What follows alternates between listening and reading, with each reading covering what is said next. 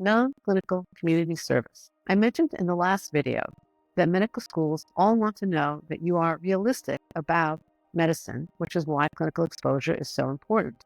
In addition, many, not most medical schools want to see commitment to service in general, in addition to serving clinically. They want to see service to underserved.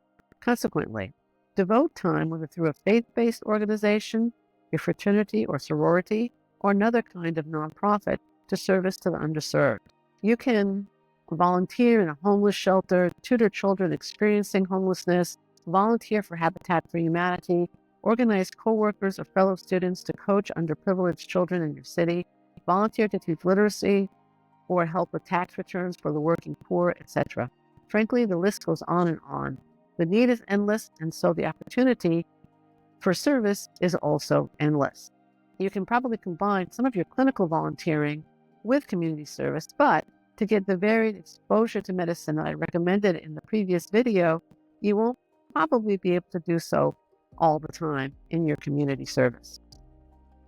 So in terms of choosing the community service commitment that you want to devote time to, select something that you'll enjoy and stick to, and that reflects your interests and values. At the same time, in either your clinical or community service activities, interact with those who are different from you, either ethnically, socioeconomically, and or religiously. In other words, get out of your bubble. Medical schools want to admit people who are multicultural and who can work graciously and sensitively with patients of all types and backgrounds. How much community service do you need? That's hard to say. I'd like to see 4 to 8 hours a week for 2 or more years. Alternatively, you could do something over the summer that is more service-oriented, and then during the academic year, focus on your student and clinical commitment. One thing to avoid: if you volunteered steadily in college and are now working or taking a gap year and maybe doing research, don't stop your volunteering entirely. Stopping might convey that the previous volunteering was more about box checking than a genuine concern or commitment.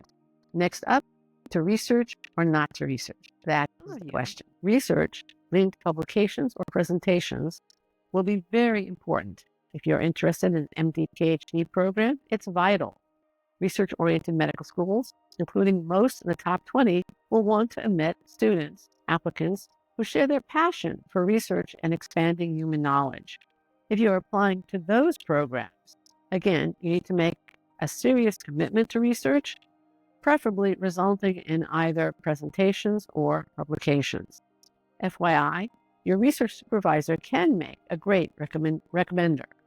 However, if you are applying to most clinically oriented MD and DO programs, it is not required at all. Research is then a nice to have, not a must have. If you like doing research, great, do it. You will acquire valuable critical thinking and analytical skills. And if you try it and it's not your cup of tea, you can stop without concern. No harm, no foul. Apply to programs that don't value research so much and do value clinical experience. You have only so much time and should focus on all the other things you need to do as you apply to medical school. Now, one of those to-dos, ironically, should be having fun. It is making time for something that you enjoy doing and that has nothing to do with medical school admissions.